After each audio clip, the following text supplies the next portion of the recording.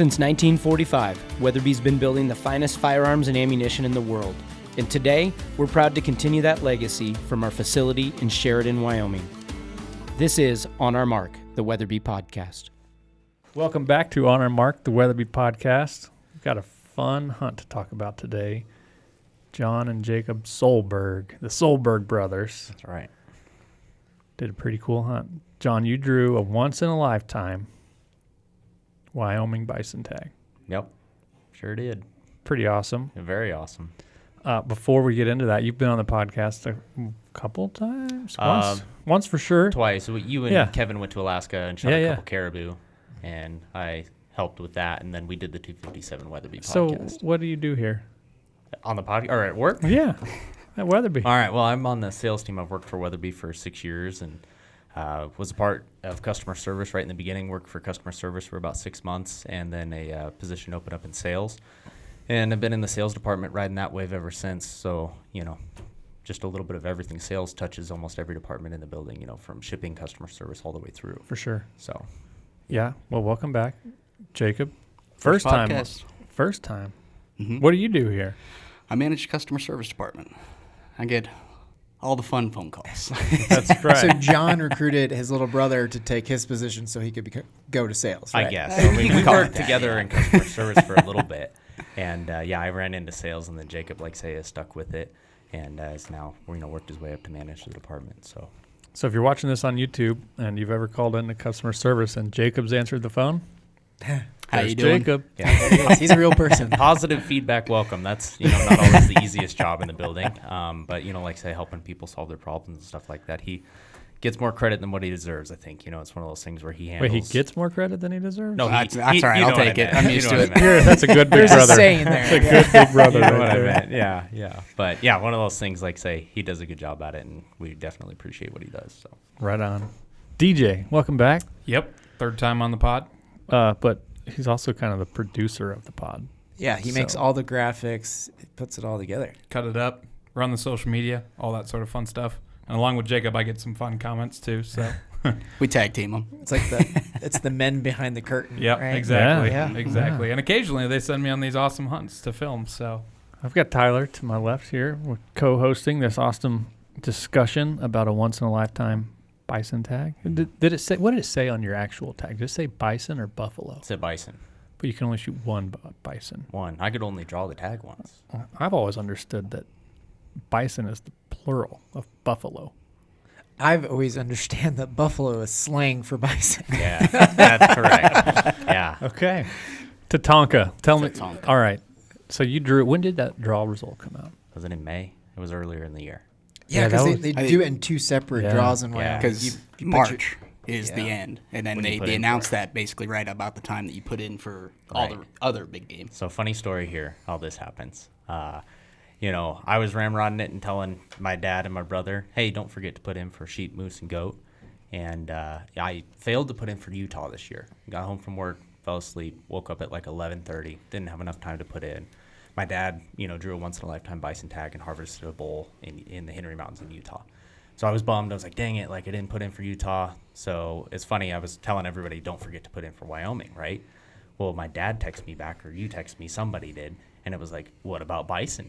And I was in bed, falling asleep. Oh, Woke yeah. up at 10:30, crammed it out, got it submitted, and then went right back to sleep.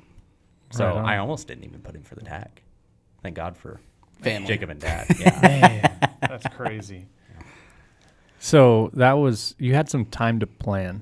Yeah. And I remember talking, I actually don't know anything about the hunt yet, but I do remember that you pretty quick started talking to people. Yeah. And it's the same unit that Dana Weatherby drew a few years ago. Yeah, she sure did. Yeah. So found out you draw the tag in May, right? And so then you've got all summer to anticipate what is going on. And so I think the first thing that I could really do is exactly what you said, was just try and talk to people who have been there and done it, right? So Adam and Brenda and, Mac, our old content creator, were able to give me some good information. Sam Davis, who there's a film out with Stone Glacier. I got to get in contact with him. Another guy named Garrett here in town was a previous tag holder, had the tag last year. Unfortunately, he was unsuccessful, but he was able to give me some good information. Nice. And it's not just previous tag holders that I reached out to. I was immediately on the phone with, the biologist, Allie over there. John Stevens was the game warden in that area and was very helpful and willing to share information. I think that's what separates this hunt from, like, if you do an elk tag or a deer tag where it's more coveted. Yeah, well, it's a once in a lifetime. It's like, what are you going to do, take your spot? Right. No, and that's the thing about this unit is, like, truly in these early months, like, there's really only a couple places you can go. And so, like, even like in the film that we produce, or even like, what we were doing, when DJ was recording, is like I wasn't really scared to say major landmarks, because if you draw the tag, and good for you if you do in the future, you're going to be able to find this information. People are going to tell you pretty much where to go. This is not like this is that hidden drainage where the 6-point bull's hanging out, or these big bucks like to frequent. Where's that drainage? I see what you did there. Yeah. But so everybody was super helpful. Everybody wanted, each other to be successful, and that was what's really cool, is that there was really no hidden information about it, but it really just comes down to timing, right? Like, you've got to be there when the bison are there, and you're on their schedule. Yeah, it's a strategy thing, because people have done it super, super early, and people have done it way late in the season, because maybe talk about season dates, because you have... Yeah, we're recording this just for reference. I don't know when we're going to put this out, but we're recording this on Monday, September 23rd. Yeah, which is approximately 3 days after you guys killed, or 4 days, or something like killed that. him on Thursday. Last yeah. Thursday. Yeah. On the 19th. So, so the season's long, right? Like, season opens up on August 15th, and it ends on January 31st. So you have all fall. And Dana winter. killed in January? Like almost ended the month of January. It was like yeah. minus Was it that 1 million when she killed? Yeah. Right. So Definitely. that was part of the motivation to go. One is that it's a once-in-a-lifetime tag, so I wanted to get out there early and often. Right. August, I was pretty afraid just because of the heat. Bison's a big animal, and what are you going to... You knock one down. We'll get into it when we talk about the details of the hunt, but like it's a hike to get in there in the first place, because we're not hunting on the National Elk Refuge. We're hunting on basically the border of the national park and the national forest. Yeah. Okay. And so it's a hike to get in there. And then if you knock a bull down, we had 7 guys in our group to pack this thing out. Was it enough? No. We would always appreciate more. We got it done. I saw pictures of I blisters. Well, yeah. DJ's got Yep, I got some blisters on day 1, so that was fun. But you just power through it and keep on hiking. Yeah. So like I say, I didn't really want to go in August just because it's early, and I didn't want one to spoil. So, but the allure of August is that's their rut, right? Mm-hmm. So it's kind of like riding that line of like, is it going to be too hot? But if they're running around trying to do their breeding thing, this area specifically, early on, they're in the park where they're untouchable. Pretty much, yeah. Like say to general strategy of the hunt is that if the bison is in the national park, they're untouchable. You cannot hunt them. Only way you can hunt them is if they cross over into the national forest. And like in the Stone Glacier film that Sam Davis was a part of, I think it's called like Riding the Line or something of that nature. But I mean, he literally was waiting for it to cross over that line, and then he was able to take a shot. And so we knew that early in the season, you're not typically hunting on the National Elk Refuge. The bison, pretty much all of the harvests take place kind of up north to the east, towards like Yule Hill, which is a major landmark you guys can check out. It's not a secret, but that border up in that section over there is where we focus the majority of our time. So, yeah. So waiting for September, I remember I picked out the week just because it worked with work, and it was like, well, let's Appreciate go. you doing that. Yeah, always, absolutely. So pick that week out, and then it just so happened we got extremely lucky that there was a huge temperature drop. We actually had snow in camp. It rained for basically 2 days straight while we were there, which was great because it got the bison moving while we were there. So, yeah, and I think that's So ultimately when you led to our showed up success. originally, they were in the park still. Yeah, when we pulled in, we came over Togety Pass and drove in, set up camp, and then did a drive down on the main highway. What was camp, like Motel 6? What were we talking about? Man, being once in a lifetime, you got to spend a little bit of money, right? And make sure that on a tent. Yeah, make sure that the guys that are coming are comfortable. I mean, that was my biggest thing, is that I've got my 2 really good friends that I've known since grade school, Josh and Cole. They were coming up on the hunt.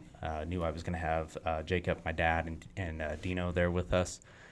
My mom and my wife, Danelle, decided to tag along as well. And so when you think like, oh my gosh, we're going to have, around 8 to 10 people in camp, I wanted to make sure they're comfortable. So what I did is I bought a Kodiak canvas tent. Oh, It was nice. a 12 by 16 tent. Full wall tent. Full wall tent. Yeah. Yep, has an 8 by 8 awning so we can stuff gear into that and, keep the tent Stove. clean and all that kind of stuff. Did not run a stove. We actually, we do a little ice fishing in the wintertime. And so he has this like heater that just a single lamp heater that hooks up to a propane tank. That was perfect for what we needed. Cool. And you guys all slept in the tent? Yeah, we did except for Dad. Except for Dad, yeah. Dad got kicked out? Yeah. No, he didn't get kicked out. So vehicle situation, right? You voted him off the island? No. He hauled a big enclosed trailer, and so that we use that to store all of our food because it is grizzly territory. Yeah. And so rather than having to find a tree to bear-proof your coolers and your containers and hike it up, it was just so much easier for him to haul that enclosed trailer. And we had all of our food and all of what I called our smellies, anything that smelled went in that enclosed trailer. Perfect. So Dad slept in there with all that smelly stuff. Good for him. Actually, before we get any further, I got back up because, maybe a month ago, Tyler, you came to me and was like, "Hey, there's kind of a window here where DJ could potentially go with John, and we could maybe film this hunt." I was like, "Well, talk to John about it. I don't want to impede on this hunt. It's once in a lifetime trip, but it could make a cool story because the brother thing and two of the Wyoming OGs, which is pretty cool." So yeah, I remember we had that conversation. I'm like, John, no pressure here. This is your hunt. Yeah, and I did not want to make it a work thing, and so we had a kind of not a hard conversation, but it was like, do you want this experience? And we obviously DJ is kind of a pal in the office, so it wasn't really like he'd be intruding, but it does kind of change the game a little bit. Yeah, but when you start throwing a camera in people's face, it can. Some people like it, some people don't. So it sounds like John just heard. You mean I got one more pack mule? Let's go. He told me before the hunt. He's like, I don't expect you to carry out anything. I'm like, John, I'm not going, and we're not going to shoot this bison. I'm not going to carry meat out. We're not doing that. I'm there to pack meat out too. So heaviest pack award. Yeah, he crushed it. It was pretty heavy. Yeah, that's awesome. I took out a front shoulder. Yeah, we boned out a front shoulder An and entire that on his back with all the camera. Entire front shoulder. I remember. I never really had thought about this before, but Adam and Brenda and Dana were talking about Dana's bison head was 200 pounds. Just the head. Easy. Yeah, they used sleds because there was snow. Yeah. Y'all had no snow. How'd y'all do that? We got lucky. Yeah. All right. Well, we got back up. Yeah, There's so many questions. So yeah, we came up with this idea of hey, let's film this because John has a custom Weatherby rifle. He kind of did all the things that, man, this would be kind of a cool, unique Weatherby thing too. So. Yeah. No, I think that when you guys offered to film it, when you said, hey, I just don't want this to impede on your once-in-a-lifetime experience, I mean, that was what I kind of went home with and was like, all right, let's really think about this. This is something that I want. And I obviously would love to have it on film, and we did it. But what really, put it in my mind is man, I would love to do this. Is one that hopefully it's inspirational to other people that work here, other people that look at our company, and it's a cool story of hey man, I'm just a guy who was working at a Sportsman's Warehouse and graduated college, saw an Instagram post when Adam killed his sheep in Oregon, had a couple kids helping him pack it off the mountain, and I was like, man, if they can get a job there, I can get a job there, and hit Adam up through Instagram on a DM. Got a job offer, came here, and over the last 6 years, I've had some major accomplishments aside from this hunt. I have been afforded the ability to, get married, met my wife, and we're married now. We don't supply brides. I know that. For the record. You have to bring your own home. Right. But where I'm going with that is the job has afforded me the ability to, get married, buy a house, and then here I am, working with my brother, mom and dad are wanting to move here to Sheridan, and it's just been a really cool story. It is a cool story. Yeah, it is. It's neat. So this tag is a culmination of a lot of effort and all that kind of stuff. And so for, Dino to come out and be able to film it, this is legacy type stuff for me as well, selfishly, right? This is something that I can show to my kids, my grandkids. 1,000% agree. And it kind of immortalizes me in a sense, and I'm not thinking that way, but it's just cool that I can share it, because other people write diaries when, and they know their great grandfather through that. Mm-hmm. This will be kind of just one of those things that maybe helps pass things down. Super cool. The line. So, yeah. Well, even thinking about Dad and all of his taxidermy, he goes down the wall in the house and is like, oh, that deer I shot over here, oh, that elk I shot over here, and trying to remember all that it's tough. Sure. So unless you have something to do that, that really honestly helps to tie that all together. Yeah. Yep. Kind of makes the moment timeless. Absolutely, it does. Yeah. Well, and say it's just cool for the company too. It is cool. A once in a lifetime tag on one of the Wyoming's big 4 or 5. I mean, it's awesome. Yeah. It's like that weird ripple effect. If you wouldn't have DM'd Adam, if you wouldn't have got a job, you wouldn't have drawn the tag. Like, it's just also. Yeah, kind and of I'm a lucky. weird- You know, there's plenty of other employees deserving in this building to have their hunt filmed. It's just I got lucky, drew the tag. You know, so. All right, so you vote Dad off the island. He's got to sleep in the enclosed trailer. Yeah. And the elk, the buffalo, bison. Man, I'm going to struggle with that. Because I always grew up, it was a buffalo, and then there's like more than one. It's a bison. But I guess I've been doing it wrong because Texas isn't that smart. At school. They taught us that in school. Like there was a class on it. Gotta love the government. Yeah. Because it must be right. Anyway, carry on. Yeah. Okay. So Dad, camp was awesome. We pulled up on top of this hill and had an amazing view of the Tetons right out of camp. So got some awesome pictures and footage of there. This picture right behind us is actually about 20 yards away from camp where we parked the truck. And Overlooking the Tetons. entire Tetons, like the whole range. It's just like Yeah. a picturesque. Like, That's gorgeous. Yeah. So I guess day one, we'll talk about that a little bit. We pull in, find our camping spot, and set up the tent and get some stuff organized. Josh and Cole pulled in later that day, kind of got them organized. And day one was just kind of like set up and scouting. Well, so, yeah. Day one had some optimism, and that was from camp. I was like, you could see everything. And so I was like, all right, like we had some pretty nice spotting scopes. I was like, let's set up, let's goof around, let's look a little bit. And from camp on day one, we actually saw, 50 bison? Mm-hmm. Yeah, down. So it was immediately promising, like they're in the area, like this could go well. And we knew that we would probably see bison every single day, right? And that would be the hard part. Well, is that it's you're staring it's at a bison. pretty high percentage tag. Yeah. It is. What I will say about last year is that the success rate was down as low as I want to say like 36 or 38%, and it's because it's a highly weather dependent tag. They never came out of the park last year. Right. Yeah. So like in the early seasons, like say it stuff's up northeast, but then where the most success happens and most harvest happens is later in like the months of December and January, when those bison get pushed down into the National Elk Refuge by the snow, and then that's where the majority of success happens. So, and the early months of August, September, October, November, most of the harvests are taking place where we were at, but it's a little bit different game. So. Okay. Yeah, so then, so that's day one set up. We drove down, looked at some bison, took some pictures. Nothing was up by the National Forest border. Go to camp that night and wake up the next morning, and day one was rough, very rough for me. Because DJ got blisters. I got blisters, but John had it worse than me. So What'd you get? I don't know. I have no idea. I was in the gym, before this hunt, knowing that it was going to be physically demanding. When we were driving over, I'm drinking like Gator Light, and trying to get hydrated for the first day of the hunt. Admittedly, we made rookie mistakes of like wore 2 jackets and like maybe had a couple pieces of gear in the pack that you didn't need. I didn't feel like I was super heavy, but when we were walking in, it's about a 3-mile hike in, and it's 2-track road that you're walking the whole time to get into where we're going. Man, I just felt sluggish and I was breathing really heavy and just couldn't get oxygen. And my buddies from Colorado were flying, And I was like, okay, well, you guys are used to altitude. Maybe it's altitude. Sheridan's 3,800 feet, and we're hunting, above 7,000. And I'm like, maybe it's altitude, Anyways, we hike in and get to the spot where we want to be. Just to kind of, I guess, tell you some details. There was opening day of wolf season was going on. So we pop up over the hill, and there's a guy blowing an e-call for a wolf.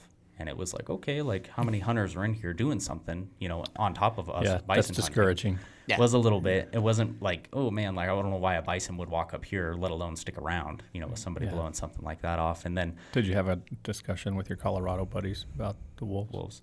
Too soon? They agree with us. Yeah. Too soon.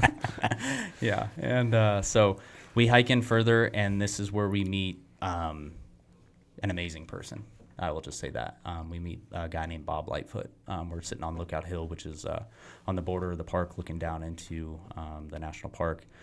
There was 2 hunters actually there. There was Bob and another guy named Ben. Okay, and Ben rode in on horses, and Bob hiked in from a different direction. And so 2 different hunters? 2 different bison hunters. Wow. Yeah. How many total tags do you know? I think it was 70 tags this year.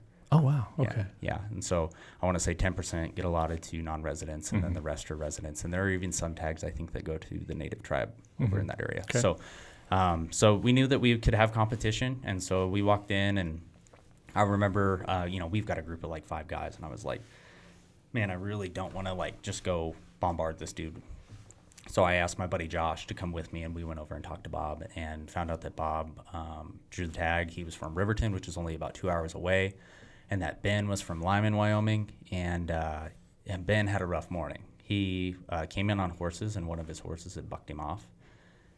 He pulls a rifle out of the scabbard that had a stock busted in half. Oh, no. So really tough day for him. So he's hunting with a pistol now.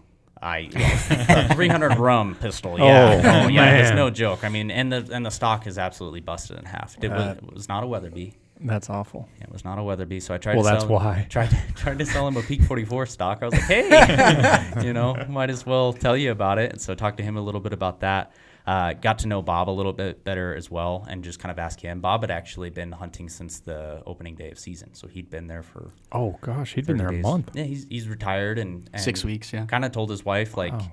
hey, I'm gonna come home when I got a bison, and so that was one of those things for him. And so he was probably the most selfless hunter that I've ever encountered in the field. Absolutely just positive attitude the entire time, and was willing to share information back and forth. We exchanged contact info. He said that he had hunted up to this point with a bow and was trying to get one with archery. He had 2 encounters. Man. One that didn't really, both of them didn't work out, unfortunately for him, but he did get, a shot off on one, didn't work out. And then the other one, he said that he got within 60 yards and just the wind turned and the bull ran off and he wasn't able to get the shot off. So it was promising because that happened. Both of those encounters were like within 5 days of us showing up. So like he'd never had an opportunity, it sounded like, in August, early in the season. So it was like, well, that's awesome, man. I love to hear that the bison are moving around, and it's like within the last week of us showing up. So that means that hopefully more bison are moving around. He said that the bison that he had a chance at are just like singles or doubles in the trees as he's walking in. So it's not like he's got a herd to pick from. Mm-hmm. It's that he's kind of, busting through, and then it's like, oh, there's a bison, and then he, makes a play on it. So met Bob, and then, I'm standing there talking to Bob with my pack on the whole time, which was a mistake. I'm just being cordial in the conversation, but, it's weighing me down. And so went back and talked to the buddies. We glassed a little bit more, and then, it's now 10 o'clock in the morning, and the sun's starting to come down because to this day it's 70 degrees, and, not a cloud in the sky. So we start hiking out, and, the sagebrush there is so deep and so thick. Jacob fell in a hole and almost broke his leg. We had to pick him up out of that. And, I remember lifting my legs, walking through the sagebrush, and I could just feel my muscles getting tight. And it was like, oh, no, this is not good. We have, a whole walkout to do. And so we start hiking out, and I just remember still sucking wind, and it's every, few hundred yards, it was like, oh, my gosh, I got to stop. And this is not good because this is day one. And we got about probably, I'd say, 3/4 mile to half mile away from the trailhead, and both quads and a groin cramped up. Aye. So at this point, these guys are sharing waters. I've drank every water that I have. Now I'm drinking their water and, eating salty snacks and all that kind of stuff, just trying to have enough to get out. And I remember leaning on my trekking poles, at certain times. We ran into this one hill because there's a really good drainage that we had to climb in and out of. And then there's another hill. And what did we call it? The Demoralizer. Nice. Yeah. So at the base of Demoralizer Hill, both quads and a groin cramp up. Jacob, what are you like? Are you worried about John at this point? Because it's not like looks like he's out of shape or anything. No, and quite honestly, through our entire hunting history, he's always been the guy that's a half mile ahead. So I don't have to scout because he's doing it all for me. It's great. He's just up there doing it. And so I've always been the back of the pack guy. I always hey, I'm gonna set the pace, and if anyone falls behind me, I know something's wrong. And so when I started out pacing, that's where I was like, oh no, what's happening? This is not good. But so yeah, no, it was kind of funny because it was the first thing that I could immediately tell. He's like, oh, this isn't gonna go to plan, and it's like, oh, come on, not day one. Yeah. So legs cramp up, so I just got it out, literally hobble back to the Can-Am at the trailhead. I remember driving the Can-Am out to get back to camp, and all my legs are cramped up the whole drive. And we get back to camp, and I drink this really salty drink that my buddy Josh brought. It's got potassium and magnesium and sodium, all the good stuff that's supposed to help you hydrate. Drank a couple bottles of water, ate a Luna bar, had a pickle, which will mean something coming up in a bit. It gets a little bit worse because, worse and better. Danelle's uncle actually lives over in Jackson. Yeah, so he drove up to visit. So meanwhile, while he's already feeling puny, he's got to entertain his wife's uncle. Which is fine. And I love Dave. He's been a tremendous help through this whole thing. So I show up and have a conversation with him, And then other people start talking and all that kind of stuff, and I kindly saw myself out of the conversation and went and laid down in the tent and just tried to take care of myself, right? Right. So I go and take a little cat nap. Which if you What time of day is like this? just knowing you, John, for to like have to do that, you must have been in bad shape. Yeah, was not feeling He was Wow. rough. I had a picture of him just leaning over the trekking poles, like just looking rough. And that's when I was worried too. I was like, oh boy. Yeah. No, see, and it was crazy because he woke up from his nap, and at that point I was like, well, I'm going to go take a nap too. That sounds actually really good. Went and laid down, and then like he wakes up from his nap, and he's doubled over in pain. Yeah, my groin kept cramping, and it was one of those cramps where you can't move, otherwise it just feels like your muscles are going to snap. And so anyways, take a little cat nap and then wake up. Danelle came into the tent and was like, hey, Uncle Dave's going to leave. And I was like, well, I want to say goodbye. So I got up and hobbled out and talked to Dave for a little bit. Well, man, when I was talking to Dave, my mouth just started to water, and that wasn't good. I knew I was probably going to get sick. And so I finished the conversation and then tucked behind the enclosed trailer, and up came the pickle. Yeah. So, and then, what's amazing is that I got sick, and it snapped right out of it. Cramps pretty much went away. I felt better, and, rehydrated that night.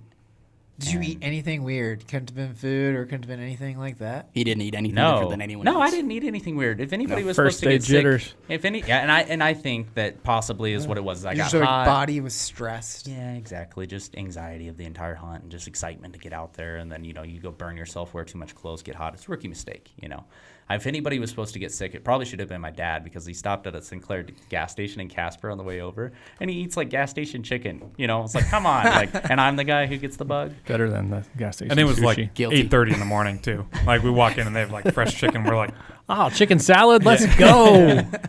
Yeah, fantastic. So So but you pulled through. pull through. Yeah, exactly. Well, I knew. I mean, it's important. I gotta take care of myself at this point, because if I can't go hunting, then what's everybody else gonna do? I get that there's a general deer season and black bear tags and wolf tags and all that kind of stuff, but we're there to kill a bison, So I took care of myself that night and had the help of everybody else, to kind of get me healed up, and then we woke up on day 2 and hiked back into the same thing. Well, everyone else also had the same epiphany of, man, we're here for a bison. Day 1, I carried my rifle. Right. Josh carried his rifle. Everyone was thinking, man, we're going to go into this in perfect wilderness. And It's gonna be a melee of someone's going to shoot a deer. everyone someone's had a gonna shoot rifle wolf. except me. Yeah, everyone was gung ho. And by day 2, it was like, shed the rifle, shed this, shed that. Get this out of your pack, get light. Let's focus on the task let's at hand. just get this bison down. Yeah, Yeah. pain is kind of the ultimate motivator for sure in that one. Yeah. So, yeah.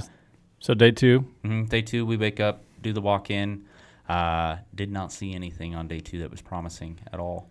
So, but it felt better on the hike, which was promising. That was really the goal. Hey, let's get in there, do this again. And went in day 2, like I say, didn't see anything next to the park. It's just one of those days. Sure. Came back to camp, drove down around Shadow Mountain, which is further south. We'd heard that there's some bison down there. And we saw some bison, but they were well within the park and nothing was really promising. So drove around a little bit, took some pictures, and then went back to camp. We knew that weather was going to roll in because we drove over Saturday. Sunday was day 1. Day 2's Monday. Weather's rolling in on Tuesday. Right? We knew it was going to rain Tuesday and Wednesday. And I remember looking at the forecast, and rain is just in the forecast for basically 2 days straight. So that being said, the hike's difficult enough that it was like, are we really going to go in there and just get ourselves soaking wet and do this whole thing for really no reason?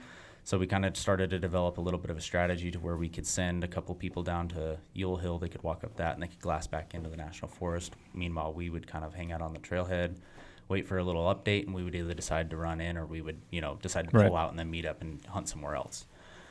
So that day we wake up, we get a notification that there's bison that are moving somewhat near the park, and so in we go. And we actually went in on a different trail this morning and hiked in.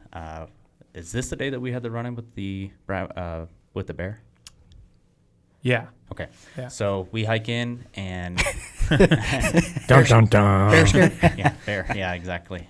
So we hike in and we thought that the bison were going to work their way up this drainage, so we kind of position ourselves and wait for an hour, 2 hours, and then they didn't. So we decided to kind of do another walkabout and see if we could get on any bison.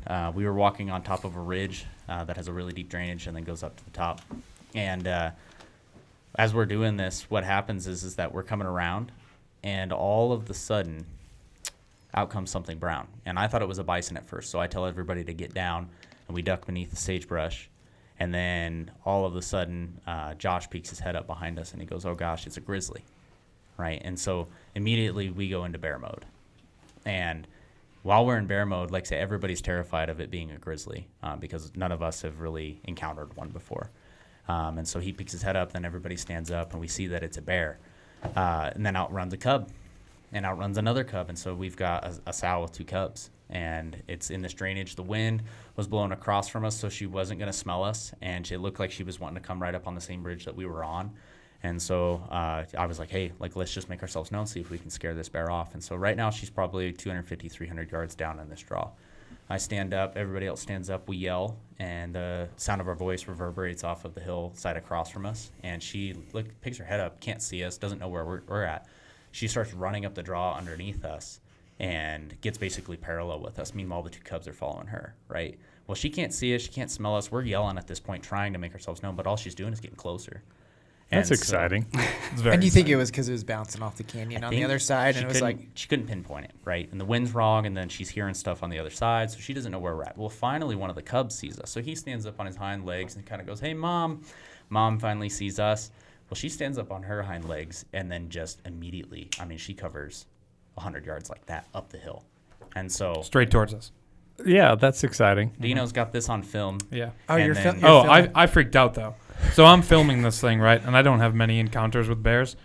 And when she started running up towards me, for some reason, I hit stop record, threw the camera down, and I had a little thing of bear spray. I know, and I should have kept filming it, but I just totally freaked out. And all these guys have, pistols and everything, so I don't really know what I was worried about. But yeah, it was Yeah. pretty cool. So anyways, bear runs up at the hill. She finally stops. We're all yelling at the top of our lungs. How far away did she stop? I would say within 75 yards. So close enough. Close for enough. comfort, Very especially sow and 2 cubs. And we're in grizzly mode. Looking back, it was a black bear.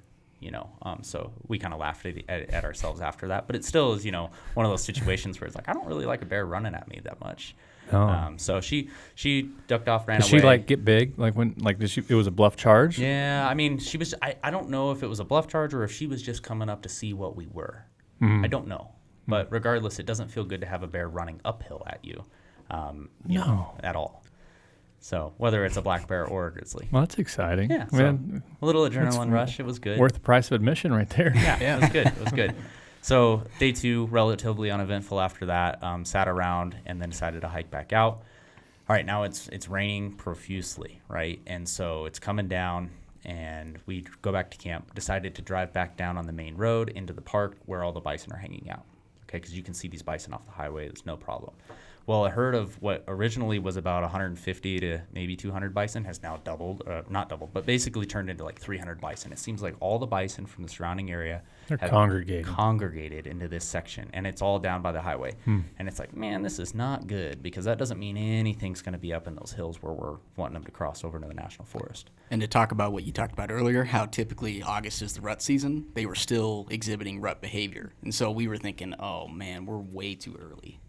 Right? We'll see if they break up, right? Well, okay, we go back to camp.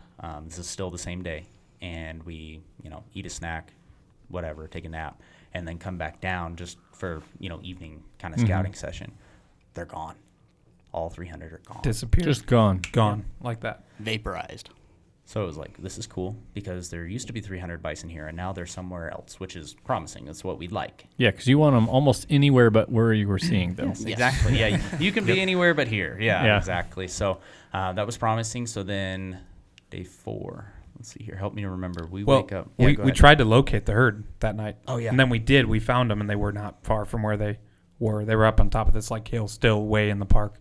But How far into the park are we talking? 100 yards? 2.5 miles. Oh, yeah. There's a decent a amount. long way from the border. Yeah. Long way. There's a decent amount of park that they have to cover to get to the national forest. Okay. Yep. So we locate them that night, and at this point, we were basically like, okay, the area that we've been hiking into has not really been that promising, and so it's like, well, let's maybe go hunt down around Shadow Mountain and hike around there, because we discovered that a girl killed a bison there the Friday that we were at work. The day before we drove over, a bison had been killed. It was the first one of the season, but it was killed down around Shadow Mountain, and so it was like, well, let's go check that out. And so that was kind of the game plan for the next day. It's like, hey, let's go in the morning, do the same thing, see if anything's close, if it's worth to walk in. And if it's not, then we will, go hike around Shadow Mountain. So then the next day is when we killed the bison, correct? Yeah. I believe that's correct. Yeah. Perfect. So then the morning. Isn't it funny how all the hunt days kind of run together? It was like is. last Together. week, but it feels like 2 years ago. Oh, Yeah. yeah. It flew by. I mean, that week went super quick. But Yeah. Extremely fast. So, all right. So the day that we killed the bison. Thursday. This is the day that Josh and Cole, my buddies from Colorado, who came up to help with the pack out and have had with nothing to pack out so far, they have to leave. Okay. So now it's going to be the four amigos. Now you're really glad TJ's there. Oh my gosh. Yeah. Well, I was glad for anybody at that point. I mean, and not saying yeah, anybody. yeah, it's fine. Yeah. Just wait. And so they slept in. The alarm goes off. Us three are getting ready.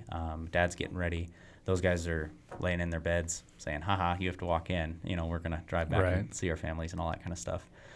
So Dad and Jacob run down to Yule Hill, go up there, do a little scouting session for us, and we drive into the trailhead. And I remember sitting in the Can-Am with Dino, and it's like, we're going to do this walk anyway. Let's just walk in, and then, if they give us an update, great. Maybe we can change course of direction and go from there, right? So Dino and I start walking in on the trail, and phone goes off, and it's Bob. Okay, Bob's hiked in already. Bob Lightfoot. Bob Lightfoot. He's on the hill, and like I said, we were into the hike, maybe halfway in or something like that. We get this ding on the phone, and Bob's like, "Hey, I'm looking at bison, down in the park, kind of below me. I'm on Lookout Hill," and I was like, "Okay, easy enough. We probably should get over there, right?" And so we start, picking up the pace a little bit, and it's like, okay, I think we're gonna go over and meet up with Bob. And then all of a sudden I get a phone call from Dad and Jacob, and it's like, hey, we've got bison that looks like they're moving in, so you need to make sure you get over there.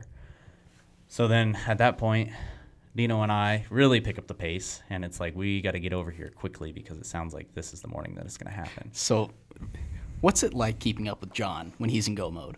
Oh, it's fun. It's fun. And especially trying to film the whole thing, too. I hit record because I don't know why, but I just felt like we were going to run into some here. And so I just hit record, and you can watch the video. It's just me trying Blair to keep Witch up. stuff. Yeah, trying to keep up with him, running along, and the camera's all shaky. But, yeah, it was fun. I mean, John I felt like I kept up pretty good. Extremely well. Yeah, no, I've been very impressed with this whole trip. Like, say, through Blisters and everything, he was able to keep up and even push in certain aspects, so it was great.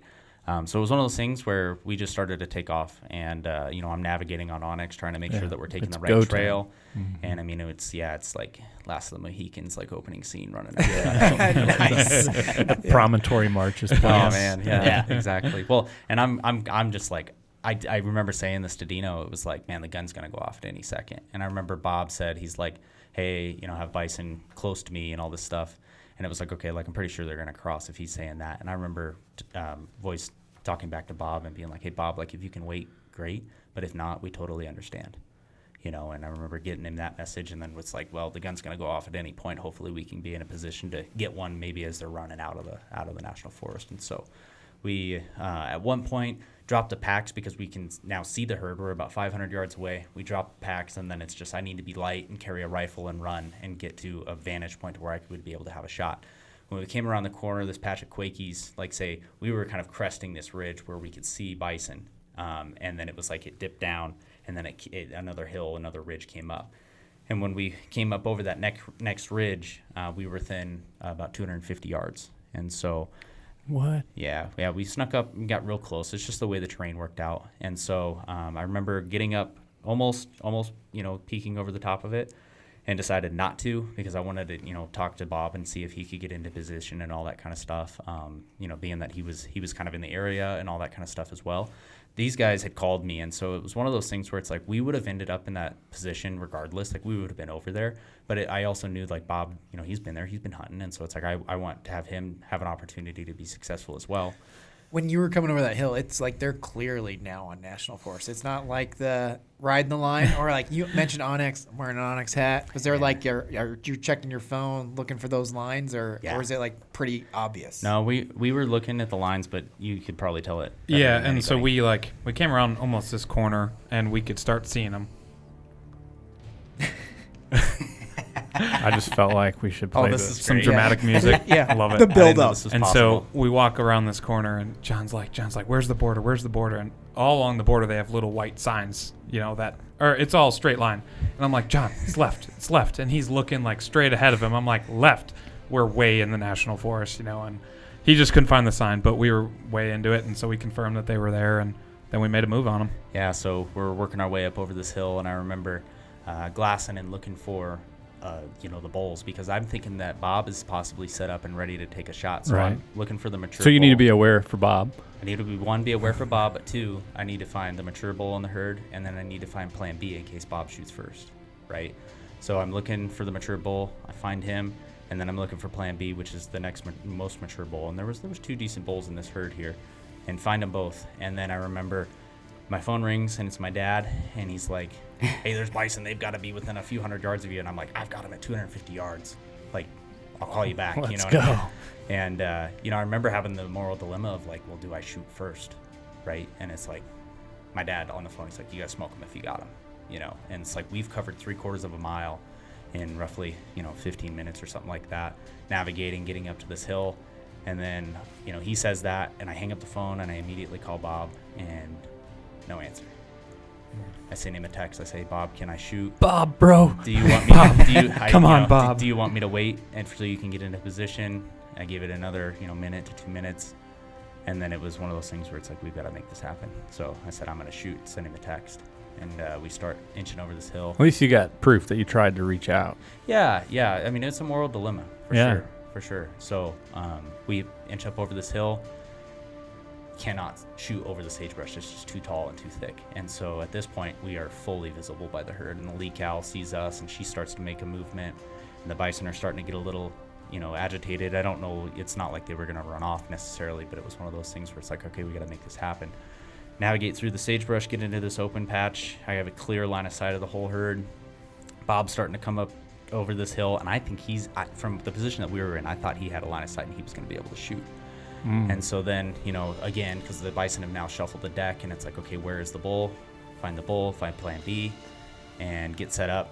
I'm using a Harris bipod, which is like one of the best things in my opinion. I've grown up coyote hunting with it. I know that I can sit down. You're and just shoot comfy. 200 yards, this is going to happen. And so extend the legs on that, get set up, flicker off safe. I've got my 300 Weatherby zeroed at 300 yards. He's at 200 yards. This is going to happen. And so I remember finding the bull that I wanted to take, and he was facing away from us, and he's in the middle of a bunch of cows. And I remember talking to Dino going, hey, are you on him? Can you see the one that I'm after? And I said, he's the one in the middle of the herd. He's got his butt facing us. And he says, yep, I'm on him. All of a sudden, I was like, as soon as he turns either direction and is clear of the cows, I'm going to shoot him. And he turns to the right. He's got 2 cows in front of him. And then they split a little bit. A cow goes off to the right. Still 1 cow in front of him, and he starts walking that gap in between. And as soon as he walked into that gap, I actually shot him walking. Both legs met up. I pulled the trigger, and the report of that bullet was one of those Just the thump. Yep. And I knew at that moment, I was like, I got him. Right. Bison soaked it up. Didn't even act like he was hit. All he did was tense up. You can see him on the film. It just Did goes. you get it in the Swaro? No, Oh, no, you don't I even didn't need need to. to. Not It was that within close. 150 yards, so I had the Yeah. 70 to 200 maxed out, and I'm right on him. I got it in 120, and so I can do 4 times slow-mo with that or regular speed. And we watched it back a couple times, and I mean, this bison is just walking and just soaks it up. I mean, he just tenses up. I hurt a little, but I'm okay. And we actually looked at It's kind of like John on the first day of the hunt. Like, I just don't feel right. I'm good though. And we actually looked today at the timestamps because he took the bullet and he walked around. We didn't know how long he walked around. Yeah. But we were looking at the time. He walked around for 2 minutes without just tipping over or nothing. And that's when he finally started. Could you not get another shot in that 2 minutes? Or? No, I could. I think that the big thing for me is I'm thinking about Bob. Okay. I know for a fact that I've made a good shot. I know he's going to die. But I don't want to shoot again and scare this herd off without Bob being able to shoot. The herd didn't move? No, they stood there. He stood there as long as he stood there. The You're whole hunting herd stood politely. there. Trying. But, suppressed. Yeah. So, civilized. Yeah, we're definitely, Civilized. We're civilized on this. And so I shot suppressed, and I do think that was a major part of them not hustling off. So shoot this bull. He stands there for a little bit, and then by the time that he's filling up with blood and starts to pass out, and he starts to fall over, that's when the rest of the herd is like, okay, Something's wrong. Something's not right. We're out of here. And so then they started to turn and they started to trot back towards the park. Bob's now on the side of this hill, and in our position, I mean, it looks like You can see Bob? We can see Bob. Yeah, we see And are his you little just orange like, hat coming. Bob, what are you doing? No, not at all. It's like we're pulling for Bob the entire time because he's trying to get into position, and I shoot, and he's still working over as that bull's dying. They start to trot off, and then it's like Bob's in a great spot at this point because he's got him running almost single file right in front of him. I mean, in the video, it looks like it's close, but I guess it's, right around 100 yards.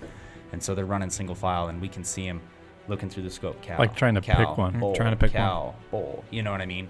And I remember picking up my glasses and looking for Plan B, as I called him. And it was like, there he is. He's the bull in the back. And I yelled it, he's the bull in the back. Shoot, Bob. Come on, Bob. The audio's great. You're close enough that you can yell. Yeah. Oh, yeah. Come on. Me and him are both yelling. You can hear it on the film. We're both yelling, "Shoot, Bob, shoot!" Yeah, Because we wanted him to get one too, And it was just in that moment we had ours down and we're yelling like, "Bull in the back, bull in the back." Could Bob hear you guys? We never He asked him. He had to have. I mean, we weren't quiet. So then it's getting down to the last couple bison. Everything else has moved basically onto the park, and the last couple, it's 2 bulls in the back of the herd, and it's bull in the back. The gun goes off, and the 2 bison, the one in front keeps running, and the one in the back stops. Got him, and then Full on running. Yeah, running shot. It was very impressive. And Bob makes a couple steps, gets around a tree, shoots him again, and then that bull drops. And so we've got 2 bison down. And Bob's by himself? Bob is By himself. Bob's by himself. Bob. Okay, so here we go. Hang Walks on. in every day for 40 days by himself in grizzly country in the dark. Yeah, no joke. I mean, the dude's been around. He's been hunting and all that kind of stuff. Now he's by himself. However, he had horses lined up. Okay. Oh, right on. Or so he thought. Uh, So He had DJ lined up. stallion, baby. So at this point, DJ's got me on the camera, and like I'm going through a roller coaster of emotions because for one, like, hey, I just capitalized on this moment. And he witnessed another cool thing. For 2, that, and then my boys aren't there, my dad's not there, Jacob's not there, my buddies aren't there, and then it was also one of those things. Yeah, where so it's time like, out. Can you can't see any of this going down, or are y'all watching like peanut gallery? So yeah, from our perspective, Yule Hill, it's about a mile up to get to the good vantage point. So Dad and I had hiked up here, and we glassed down pretty much all of Coal Mine Draw, and we could see, I mean, easily 200 bison, and so they're in the pretty much the very bottom of Coal Mine Draw. And when we had originally called John to say, hey, there's bulls working towards the border, there were 2 big-bodied bulls working basically what would have been a half mile to their south. So we never actually saw the group that he shot this bull out of. And so what was terrifying for us is we're sitting on the hill, and John goes, what should I do? Dad says, smoke them. And we wait. And we wait. And we wait. And we're starting to think, okay, they weren't across the boundary. There's something else happened. Like, relax. And I just remember vividly, there's a point where I'm shaking uncontrollably. Just shoot him. Well, but yeah, I mean, and it's crazy because I had an elk tag. I drew unit 100 a while ago and had an archery moment where I went and stalked a bull and got a shot off. And John had the same thing, half mile away. And he's uncontrollably shaking. I'm not shooting, but I'm the one who's got the adrenaline dump. So I've got Maybe this it's a brother massive, absolutely. And I got this massive amount of adrenaline for him, 1.5 miles, 2 miles away, and it's like all of a sudden, boom, gun goes off. And it's like, okay, we're good, and I can relax. So do you think you heard John's, or did you hear the other one? No, we distinctly heard 3 shots. So we hear boom, gun goes off, and it's like, okay, we're good. And there's a pretty good lull. Boom, gun goes off. Boom, gun goes off. Adrenaline comes back. Shaky panic sets back in because it's like, oh no, we've got a wounded bull that ran out of He's the park. airballing like crazy. Like something happened. His scope's off. Like I'm going through everything. Like, nah, I know he prepped this right. And so like we're sitting there for, 10, 15 minutes, and then we finally get the call. Hey, we've got a bison down, but not only do we have 1 bison down, we have 2 bison down. Yeah, somebody said in the office, like, there's 2 bison down. Like, that's terrible. Bad. Oh, no. So, yeah. Because I texted the marketing group, and it was like 2 bison down, and then just put my phone away, just let that burn, let that fire start, and then I walked away. Yeah, that happened, and we were discussing. I'm like, well, That's not good. That's not good. Yeah. So, Details matter. yeah. So we get that text, and it's like, oh This no. is back to what that happened? Bison Buffalo situation. But then we finally put 2 and 2 together. Oh, Bob was up there. So yeah, I guess that's to backtrack what we could see. Yeah. We saw Bob on Lookout Hill. Yeah. And so when we saw him, we thought he was looking at the bison that were well into the park. We had no idea that there was this other herd. Like I said, we couldn't see him. Crazy. Yeah, So, and then that's the crazy part is boom, the gun goes off. Boom, boom, the gun goes off. And we start seeing single file, cow, calf, young bull. And we're thinking, oh no, this is going to get really bad really fast. Text comes in, everything settles down, and then the reality sets in of, oh boy, we got a lot of work ahead of us. Yeah. So I guess to backtrack to where I'm at, I'm sitting there, just shot this bison. Bob's still over on his hill. His bison's fallen over. We've got 2 bison down. I mean, the roller coaster of emotions that I'm going on is like, yes, I killed this bison. The people that I want here aren't here. Really happy, but I'm also like kind of concerned. Like, I hope Bob is happy with how that worked out. Yeah. And so we start walking up, and Bob's walking towards us, and like, you've never met somebody so joyful and just selfless and just awesome. Just wait till you see the pictures. His smile is I can't wait. Yeah. amazing. That's so cool. Tremendous help. Shared information all week, and then here he is, and we got to double You up on doubled Bison. up. Who does that? Man, Yeah. that's cool. I'm looking at this camera over here that's low on battery, so I want to Yeah, let's wrap it up. get a little closer, but so that we don't run out of video at the very end. But Yeah. what was the pack out like? Okay, so important information is once we met up with Bob, he called his friend who he thought was going to be able to come in with horses, and they got booked up. They own a horse business, and they booked other stuff up. So those horses weren't coming. He called Tag and Drag. They're on vacation in Alaska.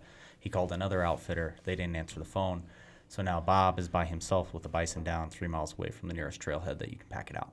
And in I've Grizz got country. Yeah, Yeah, fun. Yeah, in Grizzly country. And so then, I've got the cavalry coming in on our side with all my buddies. You called your buddies back. Yeah, they decided to call in, take the next day off of work, and they were going to help us Yeah, back out. immediately we heard that he was so close, and Dad said, "Call him, stop him, get him here. We can't have him go." Your dad's smart. Yeah, Thank God they that's 4 less trips I got to make. Yeah, exactly. Oh my gosh, yeah. So we bought this game cart from a garage sale here in Sheridan, and had to replace the tires and all that kind of stuff. But without that piece of equipment, we wouldn't have been able to do it. So Dino and I start quartering this bull. We've called everybody, and so I'm quartering him up. I got half the bison done by the time that these guys got there, which is cool. Dang, jeez. Man, Golly. I used a bench-made meat crafter knife that Yeah, those Darren things and are Danielle sweet. Dodd Yeah. Sporting Goods, they gifted it to me, and I got some sweet pictures of that. That knife was unbelievable. So got half the bison done. The whole time I'm cutting on this bison, I'm having Dino pull on skin and help me out. And the crows and the ravens are just going nuts, circling us. And it's like, man, this is a big dinner bell for a big bear. And I Yes, it just is. kept going to Dino going like, hey, man, like, look for bears. You looking for bears? And funniest moment, I'm cutting out the loin, and Dino's helping me pull on it. And we both got our head down on the bison, and a cricket goes off to my left. And I jump and bumps into me, and I'm like, it's okay. It's a cricket. We're good. We're good. We're gonna be all right. Yeah. I'm keeping my eyes out. Don't Yeah. worry. So then these guys show up, and because we know that Bob has no horses and like he's on his own, it's like, okay, we got to help him too. And so we get ours quartered up into game bags. He gets his quartered up and into game bags, and then we help Bob get his meat to the nearest tree that is available to to stash his meat. So we help him get his meat, head and cape and all that stuff up in a tree.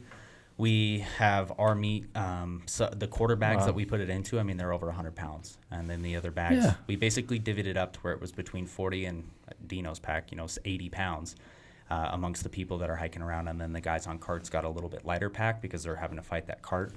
And we couldn't get it all out in one trip, so we had to stash some meat because it's bear country. We wanted to get away from the carcass, so we take 2 of the really heavy bags, stash it about 175 yards away from the carcass in plain view, and then we take the rest of the meat over a mile.